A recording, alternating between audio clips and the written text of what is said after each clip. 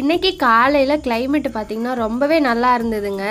இன்றைக்கி சுண்டக்காய் சாம்பார் தாங்க வச்சுருந்தோம். நம்ம நிலத்துலேருந்து சுண்டக்காய் நிறைய பறிச்சுட்டு வந்திருந்தோம். அதை இந்த மாதிரி பருப்போடு சேர்த்து கடைஞ்சி தோசை இட்லிக்கு வந்து சாப்பிட்டிங்கன்னா டேஸ்ட்டு சூப்பராக இருக்கும்.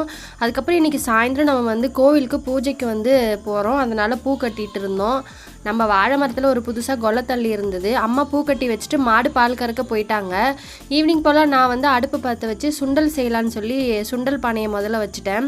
இன்றைக்கி நம்ம பெருமாள் கோயிலுக்கு சுண்டலும் சக்கரை தழுவும் செஞ்சு கொடுக்குறோம். அதுக்கான வேலைகள் செய்கிறதுனால நான் இன்றைக்கி சீக்கிரமாகவே குளிச்சுட்டு வந்து அடுப்பு வந்து பார்த்துக்கிட்டேன். அம்மா வந்து 4:30 மணி ஆனதுனால மாடு பால் கறக்க போயிட்டாங்க.